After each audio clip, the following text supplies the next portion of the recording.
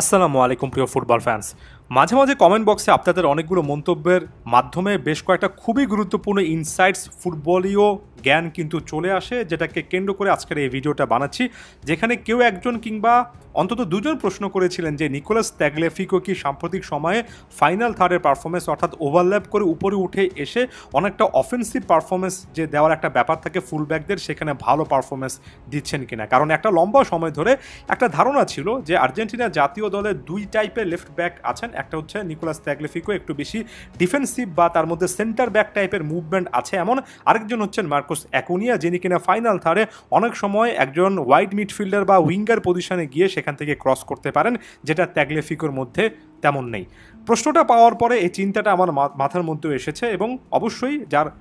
যারা এমন প্রশ্ন করেছেন তাদের প্রশংসা করতে চাই। খুবই ট্যাকটিক্যালি ব্রিলিয়ান্ট একটা প্রশ্ন এবং আমার কাছে বেশ কয়েকটা অ্যানালাইসিস, বেশ কয়েকটা প্ল্যাটফর্ম দেখে আসার পরে এই জিনিসটা মনে হচ্ছে হ্যাঁ, perfectly said, Nicolas Tagliafico final থার্ডে আরও অনেক বেশি করে কন্ট্রিবিউট করছেন এবং একটা যে সন্দেহের জায়গা থাকে যে তাগলিয়াফিকো ফাইনাল থার্ডের পারফরমেন্সে অ্যাটাকিং ফুলব্যাক হিসেবে খুব একটা বেশি ভালো নন, শুধুমাত্র ডিফেন্সিভ হিসেবে ভালো, সেটা হয়তোবা আস্তে আস্তে মিশে যাবে। যেমন এই মুহূর্তে প্রথম যে হিট ম্যাপটা আপনারা দেখতে পাচ্ছেন সেটা হচ্ছে 2023 থেকে 25 এই সময়টা পর্যন্ত বিশ্বকাপ বাছাই পর্বে যতগুলো ম্যাচ নিকোলাস তাগলিয়াফিকো খেলেছেন সেখানে তার হিট ম্যাপ এটা ক্লিয়ারলি বলে যে নিজের হাফের পাশাপাশি ফাইনাল থার্ডেও তার একটা প্রেজেন্স আছে এবং একেবারে ওয়াইড এরিয়াতে চলে গিয়ে সেখান থেকে ক্রস করা, ডিবক্সের মধ্যে মাঝে মধ্যে ঢোকার চেষ্টা করা, এটাও তিনি করার চেষ্টা করছেন। এটার ক্লাসিক্যাল একটা এক্সাম্পল হতে পারে জুলিয়ানো সিমিওনিকে যে জায়গা থেকে অ্যাসিস্ট করেছেন, শুধুমাত্র সেই অ্যাসিস্টটা না, অনেকগুলো লং বল নিকোলাস তাগলিয়াফিকোর কাছে এসেছে, সেই জায়গা থেকে তিনি সেগুলো রিসিভ করেছেন, বারবার করে ওভারল্যাপ করেছেন।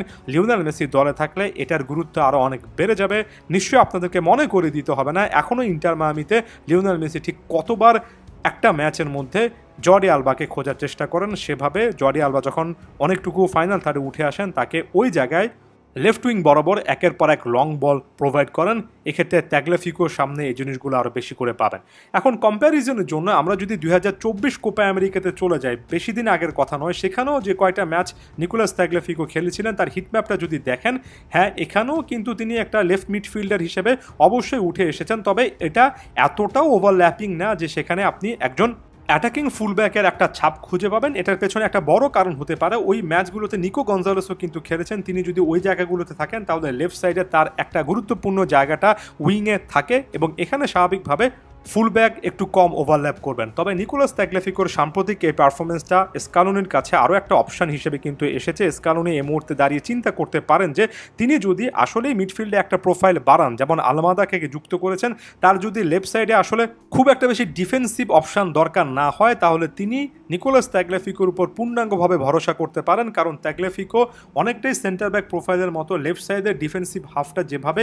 আসলে প্রোটেক্ট করবেন, তেমনি ফাইনাল থার্ডে ওভারল্যাপ করে বারবার করে রানগুলো মেক করে সেখান থেকে বলটা নেবেন, সেখান থেকে ক্রস করতে পারবেন এবং একজন অফেন্সিভ মেন্টালিটির বা অ্যাটাকিং মেন্টালিটির ফুলব্যাক হিসেবেও নিজেকে তৈরি করতে পারবেন। একটা লম্বা সময় ধরে ভ্যালেন্তিন বার্কোকে এই একটা প্রোফাইল হিসেবে চিন্তাভাবনা করা হচ্ছিল, মার্কোস অ্যাকুনিয়ার পরে বার্কো নানা কারণে এই মুহূর্তে লাইমলাইটে নাই এবং এই সময়টাতে তাগলিয়াফিকোর পারফরমেন্সের এই যে একটা পরিবর্তন সেটাকে অবশ্যই অ্যাপ্রিসিয়েট করব। অলিম্পিক লিওর জার্সিতেও নিকোলাস তাগলিয়াফিকোর পারফরমেন্সগুলো ভালো হচ্ছে, এই সিজনে 24টা ম্যাচে 6টার মতো গোলে কন্ট্রিবিউটও করে ফেলেছেন এবং সেখানেও যদি আপনি ওভারঅল তার মুভমেন্টটা দেখেন ক্লাব জার্সিতেও